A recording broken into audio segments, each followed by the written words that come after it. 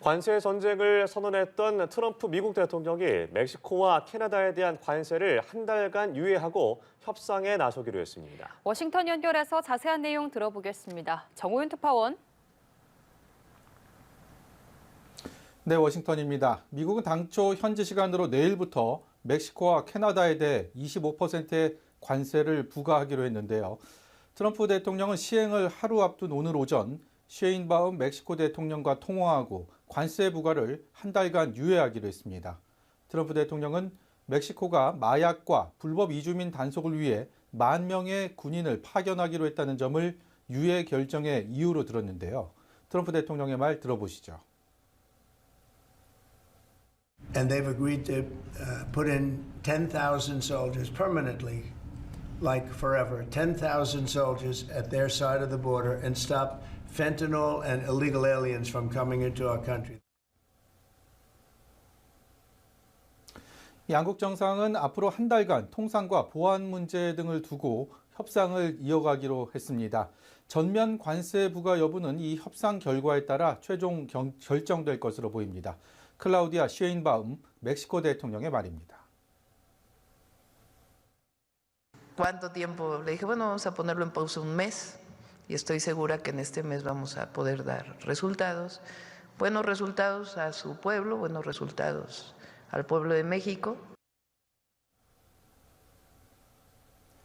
트럼프 대통령은 캐나다 트루도 총리와도 오늘만 2차례 통화하며 대화를 이어갔습니다.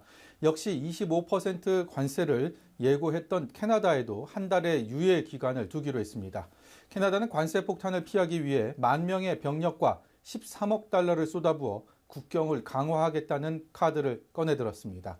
시행을 불과 하루 앞두고 이 같은 결정을 내린 건 결국 관세 자체가 트럼프 대통령의 목적은 아니었다는 것을 어느 정도 방증하는 대목으로 볼 수 있는데요. 다시 말해 원하는 것을 손에 얻기 위한 트럼프 특유의 협상 전략이라는 분석이 나옵니다. 예, 트럼프 대통령의 관세 전쟁 광풍이 일단 큰 고비는 넘긴 셈인데 완전한 반전이라고 보긴 어렵다고요. 네, 그렇습니다. 일단 10% 관세 부과로 못 박은 중국이 남아 있습니다.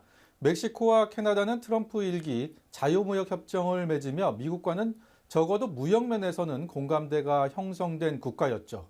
중국은 상황이 조금 다릅니다. 트럼프 대통령이 파나마 운하 운영권에 눈독을 들이고 있는 것은 잘 알려진 사실인데요. 트럼프 대통령은 파나마 운하에 중국이 개입하고 있다고 주장하며 눈엣 가시로 여겼습니다. 결국 중국에 대한 관세 부과 여부는 무역 협상을 넘어 이 문제에 대한 접근이 어느 정도 이뤄져야 최종 결정이 날 것으로 보입니다. 이와 관련해 트럼프 대통령은 중국과 24시간 내로 대화할 것이라며 합의를 못하면 관세는 더 올라갈 거라고 말했습니다.